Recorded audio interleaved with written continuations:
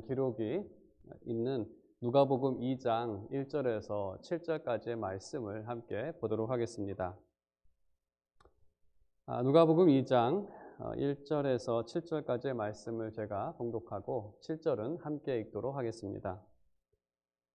그때에 가이사 아구스도가 영을 내려 천하로 다 호적하라 하였으니 이 호적은 구레뇨가 수리아 총독이 되었을 때에 처음 한 것이라. 모든 사람이 호적하러 각각 고향으로 돌아가매 요셉도 다윗의 집 족속이므로 갈릴리 나사렛 동네에서 유대를 향하여 베들레헴이라 하는 다윗의 동네로 그 약혼한 마리아와 함께 호적하러 올라가니 마리아가 이미 잉태하였더라.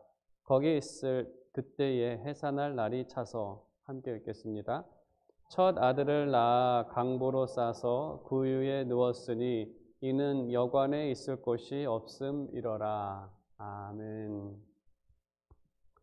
네, 오늘은 특별한 상황에서 성탄주의를 맞이하게 되었습니다.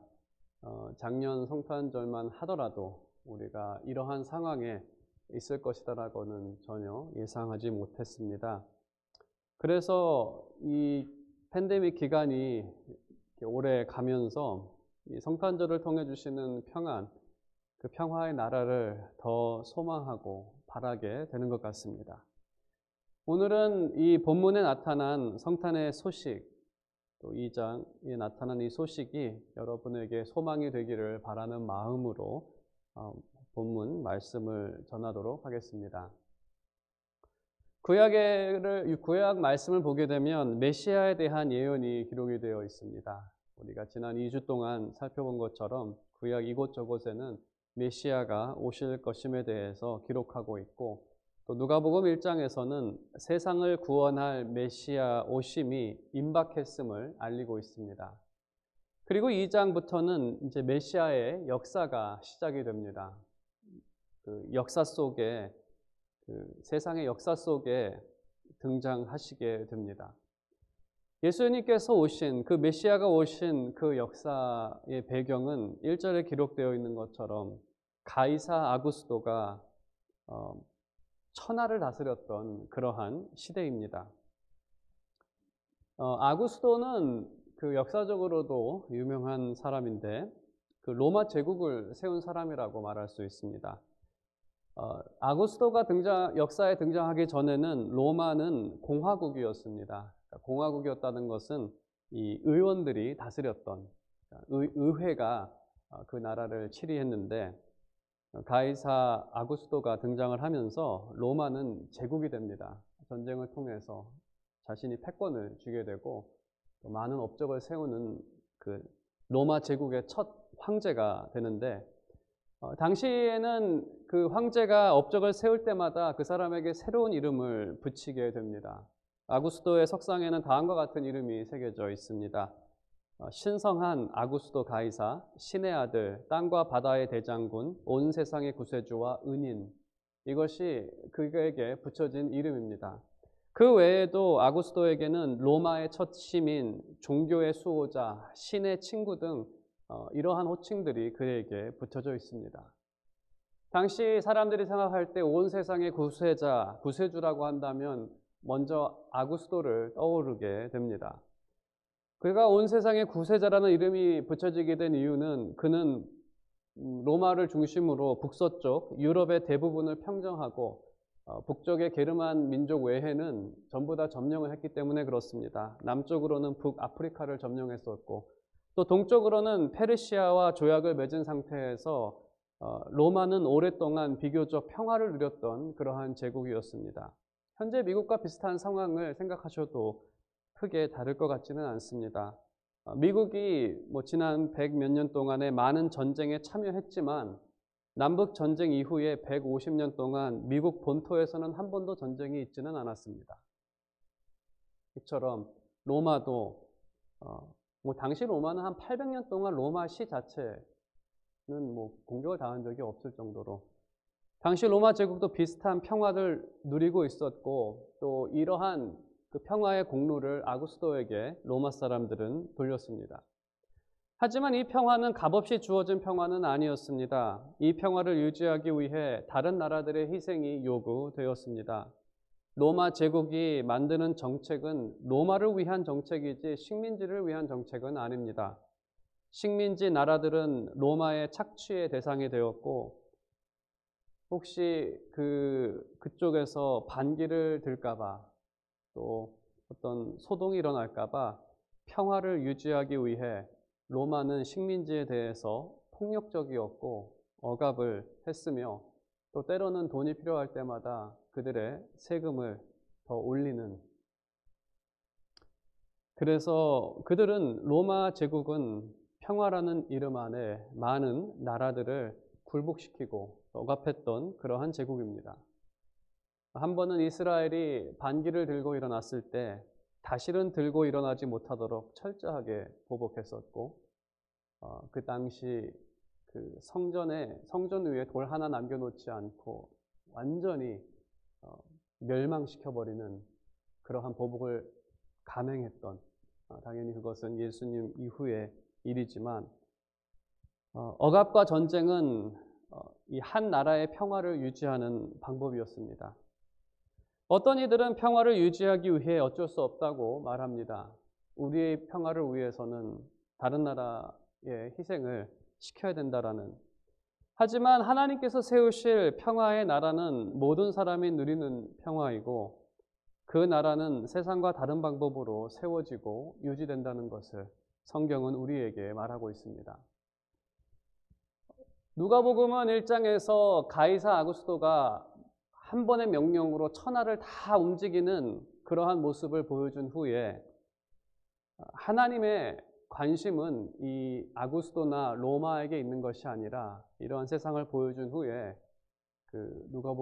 누가복음의 관심, 초점은 그 로마에서 베들레헴으로 옮겨집니다. 그리고 4절에 보게 되면 이제 그 베들레헴에서 있었던 그 사건을 우리에게 보여주고 있습니다. 그 베들레헴을 가르쳐서 다윗의 동네, 좀 더 직역을 하면 다윗의 도시, 다윗의 시라는 도시라는 그 이름으로 소개를 합니다. 보통 당시 사람들이 다윗의 동네나 다윗의 도시라고 한다면 예루살렘을 먼저 생각하게 됩니다. 하지만 이러한 통상적인 생각과는 달리 누가는 베들레헴을 가르쳐서 다윗의 도시라고 이름 붙입니다. 왜 베들레헴을 다윗의 동네라고, 다윗의 도시라고 했을까? 당연히 누가는 그 베들레헴을 다윗의 고향이라든지 다윗의 출생지라고 이름을 붙일 수 있는데, 이것을 다윗의 도시라고 했는데, 그 이유는 그 구약의 예언대로 예수님께서 베들레헴에 오셨다라는 사실을 강조하기 위해서 다윗의 도시라고 베들레헴을 부르고 있습니다. 우리가 이 구약 말씀을 지난 시간에 보았듯이 하나님께서는 다윗을 보내신다는 약속을 하셨습니다. 더 엄밀하게 말하면 다윗의 후손으로 다윗과 같은 왕을 보내주시겠다라는 말씀입니다.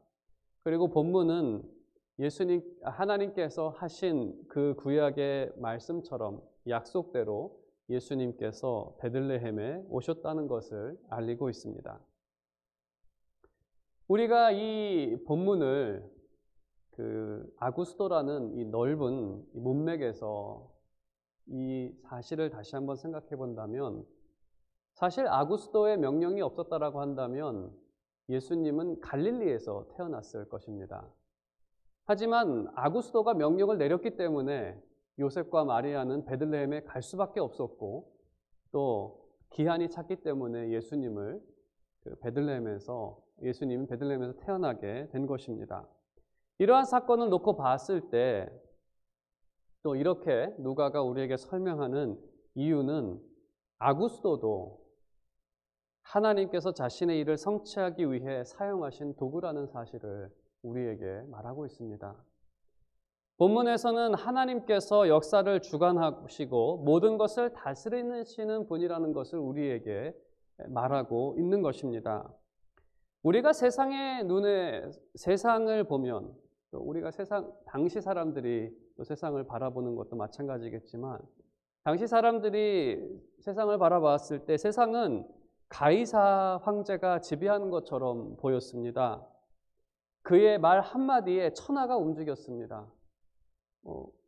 그 호적 조사를 해라라는 그 한마디가 그 당시 이 하늘 아래 살고 있었던 모든 사람들을 움직였던 그러한 말 한마디였다는 겁니다. 그의 말 한마디에 천하가 움직이지만 본문이 말하고자 하는 것은 그 위에 그 황제를 다스리는 하나님이 계시다는 사실을 우리에게 말하고 있는 것입니다. 하나님께서는 천하를 호령하는 황제도 자신의 뜻대로 좌지우지하시는 분, 더 나아가 모든 일들을 자신의 뜻대로 자신의 뜻을 완성하기 위해 사용하시는 분. 우리가 이러한 하나님을 생각할 때 오늘날 우리는 다양한 세상의 소리를 들으며 때로는 걱정하고 때로는 염려 가운데 우리는 살아갑니다. 코로나로 인해 경제적인 어려움이 있고 또 정치와 사회의 모습을 보게 되면 그들의 어떤 도덕성, 타락한 도덕성으로 인해서 불안이 있고 또 그 안에 분쟁이 있는 모습을 우리가 보게 됩니다. 이러한 세상을 보면서 사람들은 낙심하고 절망하고 그러한 모습으로 인해서 분노하고 때로는 슬픔이 발생할 때가 있습니다. 하지만 그럼에도 우리는 평안을 소망하며 또 이 성탄절을 평안 가운데 보낼 수 있는 이유는 바로 하나님 때문입니다. 왜냐하면 하나님께서는 세상에서 일어나는 모든 일들을 통해서도 자신이 계획하신 선한 일들을 완성하실 수 있기 때문입니다. 오늘 본문에서 우리에게 먼저 말하고자 하는 것은 마치 그러한 세상이 움직여줘야 평안이 임할 것이다라고 사람들은 생각을 하지만 사실 그것이 아니라 오직 하나님께서 주시는 것, 평안과 평화는 오직 하늘로부터 주시는 것, 하나님께서 주신 선물이라는 겁니다. 하나님께서 우리를 향한 그리고 인류를 향한 계획을 세우시고 또 때가 되었을 때 하나님께서는 우리 가운데 독생자를 보내주셨습니다.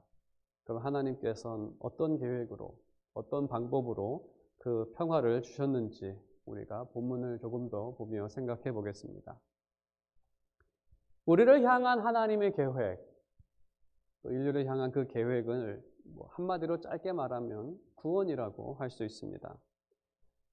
이 구원이라는 하나님의 계획을 조금 더 넓게 생각을 해본다면, 긴 안목으로 본다면 구원받은 자들로 세우실 나라, 하나님의 나라가 바로 하나님의 궁극적인 목적입니다. 우리가 구약의 사건을 보더라도 출애굽이라는 구원의 역사는 그 출애굽으로 끝난 것이 아니라 그 이후에 이스라엘을 통해서 가나안 땅에 세울 한 나라를 향해 그들이 전진하고 있습니다. 그것이 구약의 방향입니다. 출애굽의 구원이 끝난 것이 아니라 바로 가나안 땅에 가서 한 나라를 세우는 하나님께서 다스리시고 그 안에는 정의와 평화가 있는 그 나라, 그것이 완성인 것이죠. 그래서 하나님의 계획은 우리를 단순히 어떤 그 죄와 사망에서 구원하실 뿐만 아니라 우리를 통해서 한 나라를 완성하시는 데 있다는 것입니다. 하나님의 계획은 하나님의 나라, 우리가 지난 시간에도 보았듯이 안정과 평화, 사랑 안에서 우리가 하나 되며 서로 분쟁하지 않고 싸우지 않고 아무리 강한 자라도 늘 온순하여서 그 하나됨과 조화를 이룰 수 있는 그러한 나라를 의미합니다. 하나님께서는 이 나라를 주신다고 하셨는데 하나님께서 택하신 것은 가이사 황제가 아니라 이미 멸망하고 없어진 다윗 왕조를 통해 완성하실 것임을 우리에게 말씀하셨습니다. 다윗 왕조는 예수 그리스도 당시에 어떤 상황이었습니까? 없어졌습니다. 왕조 자체는 끝난 지 이미 오래되었습니다. 헤롯 왕은 그 이스라엘 왕이라고 스스로 자칭 이스라엘 왕이라고 했지만 헤롯은 사실 순수한 이스라엘 혈통도 아닙니다. 에돔 사람이죠. 이미 끝났습니다. 그 왕조는 이미 이 베인 나무처럼 잘려버린 나무처럼 그루터기만 남아 있습니다. 다시 열매를 맺을 수 없는 전혀 가망이 없는 상태지만 하나님께서는 그 왕조를 통해 왕을 또 영원한 왕을 주시겠다라고 약속하셨습니다. 이 말씀은 마치 이 인류에 대한 비유와 같은 말씀입니다. 인간의 상태도 유사합니다. 인간은 하나님의 형상으로 지음을 받았고 의를 행하도록 그들이 지음을 받았지만 죄로 인해 완전히 타락한 상태였습니다. 마치 베어진 나무처럼 그들의 삶에서는 선한 열매가 나올 수가 없습니다. 어떻게 죽은 나무에서 열매가 맺힐 수 있겠습니까? 그것이 바로 인간의 상태였습니다. 죄인 가운데 있는 인간의 상태는 더 이상 의나 선한 열매를 맺을 수 없는 생명을 잉태할 수 없는 그러한 상황이었습니다.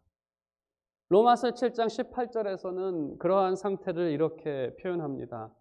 내 속 곧 내 육신에 선한 것이 거하지 아니하는 줄을 아노니 원함은 내게 있으나 선을 행하는 것은 없노라. 마음에 있어도 그 육신에는 그 어떠한 선한 것도 나올 수 없는,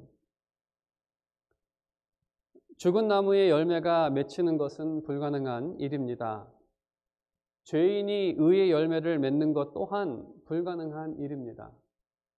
이것을 이사야서에서는 이렇게 시적으로 표현합니다. 표범의 등에서 반점을 빼는 것과 같다고 하는, 누가 표범의 그 등에서 그 점을 다 뺄 수가 있겠습니까? 죄인이 의를 행하는 것이 마치 표범의 반점을 빼는 것과 같다는, 다른 말로 하면 불가능하다는 의미입니다. 하지만 하나님께서는 하나님이시기 때문에 이루실 수 있는 그러한 일이십니다. 그럼 하나님께서는 어떻게 의인을 거룩하게 하셨는가? 당연히 누가복음의 전체 내용에서 그 사역을 설명하고 있지만 본문은 먼저 하나님께서 육신을 입고 이 땅에 오셨음을 말합니다. 이것을 성육신이라고 합니다. 하나님께서 육신을 입고 이 땅 가운데 오셨다. 이것이 우리 가운데 이 놀라운 역사를 일으키시겠다는 하나님의 각오이기도 하고, 또 우리가 바라볼 수 있는 사인이기도 합니다. 하나님이 육신을 입는다는 것은, 이 성육신은 인간의 상식을 뛰어넘는 불가능한 일입니다. 어떻게 하나님께서 인간이 될 수가 있겠습니까? 하지만 그렇게 하셨습니다. 그리고 더 불가능한 일은 영원하신 하나님께서 죽으셨다는 겁니다. 그러니까 목숨 자체가 없는 분이, 영원하신 분이 죽는다는 것은 마치 죽은 사람이 사는 것보다 더 힘든, 오늘 본문에서 그 죽음을 암시하는 구절이 있는데 바로 7절에 있는 말씀입니다. 7절에 있는 말씀은 그 많은 사람들의 해석을 걸친, 그러한 많은 사람들의 해석을 내놓았는데, 그 아들을 낳았고 강보를 싸서 구유에 넣었으니, 여기서 이 구유가 무엇일까라는 의문도 많습니다. 네, 그 말 먹이통을 의미합니다. 그리고 여관이라는 단어도. 그런데 아무튼 이 연구를 통해서 알아낸 사실 중에 하나는 이 말씀이 누가복음 23장 53절과 똑같은 평행 문장 형태로 되어 있다는 겁니다. 제가 그 비교를 위해서 만들었는데 이렇게 되어 있습니다. 강보로 싸서 구유에 넣었으니, 23장 53절에는 세마포로 싸고 무덤에 넣어두니, 누가는 의도적으로 이 강보로 싸서 그 위에 누웠으니, 그리고 2장 12절에 다시 한번 반복을 합니다. 너희가 강보에 싸서 그 위에 누운 이를 볼 터이니. 이 긴 문장을 두 번이나 동일하게 사용하는 것은 그것이 특별한 의미를 갖고 있는 그런 문장이라는 것을 우리에게 보여주고 있습니다. 죽음을 암시하고 있습니다. 세상의 모든 아기들은 살기 위해서 태어납니다. 그렇지만 하나님께서는 죽기 위해 이 땅 가운데 태어나셨습니다. 하나님께서 택하신 방법은 세상과 반대되는 방법을 택하셨습니다. 아구스도는 억압과 전쟁, 폭력으로 자신의 힘을 과시하고 사람들을 두렵게 만들어 그 평화를 유지했습니다. 하지만 주님께서는 억압하신 것이 아니라 본인이 억압을 받으시고 전쟁과 폭력이 아니라 평화로, 자신의 힘을 과시한 것이 아니라 겸손으로, 그리고 사람들에게 두려움을 주어 자신을 따르게 한 것이 아니라 두려움이 아니라 사람들로 하여금 자유함으로, 원함으로 주님을 따르게 하셨다는 것입니다. 그리고 하나님께서는 이러한 방법으로 하나님의 나라를 세우시고 다스리십니다. 오늘도 그러한 세상적인 방법이 아니라 우리에게 참된 평화를 주시기 위해 한 아기를 주셨고 새로운 방법으로 이 나라를 세우시고 지금도 다스리고 계십니다. 복음의 메시지는 이것입니다. 이제 새 것이 왔고 새로운 나라가 이 땅 가운데 임했다는 것입니다. 그리고 옛것은 사라져야 한다고, 그리고 사라지게 될 것이다라고 하는, 억압과 폭력은 사라지고 자유와 평화가 완성될 거라는 것. 그 나라를 주시기 위해 하나님께서는 이 땅 가운데 겸손히 오셨고 어린아이로 이 땅 가운데 오셨습니다. 그리고 우리는 그 주님으로 인하여 소망을 갖게 되는 것입니다. 더 이상 억압이나 전쟁이 아니라 참된 평화와 평안으로, 겸손함으로, 이제는 그것을 원함으로 할 수 있는 그리스도의 보혈이 우리를 거룩하게 했을 뿐만 아니라 우리를 날마다 그 의로 인도하기 때문에, 그래서 우리는 이 나라를 주시기 위해 오신 주님을 반기고 또 주님 안에서 그의 나라와 의를 구하며 새로운 삶을 살아갈 수 있는 것입니다. 오늘 말씀의 결론을 맺도록 하겠습니다. 먼저 주님은 아구스도 황제가 다스리는 역사 속에 태어나셨습니다. 아구스도가 천하를 다스렸지만 하나님께서는 그 황제도 자신의 뜻을 완성하는 도구로 사용하셨습니다. 이러한 모습에서 알 수 있는 사실은 세상이 어떤 방법으로 세상을 운영한다 하더라도 결국 완성되는 것은 하나님의 뜻이라는 것입니다. 그래서 우리는 오늘도 하나님으로 인해서 평안 가운데 살아갈 수 있고 이날을 기쁨으로 맞이할 수 있는 것입니다. 우리를 향한 하나님의 계획은 생명과 평안입니다. 그리고 이 생명과 평안을 주시기 위해 그리스도께서는 십자가에서 죽으시고 우리 가운데 참 생명과 또 부활을 통한 생명과 또 평안을 주셨습니다. 우리는 성탄절을 맞이하며 이 진리를 다시 한번 생각할 때 우리에게 오신 하나님, 주님을 기쁨으로 영접할 수 있습니다.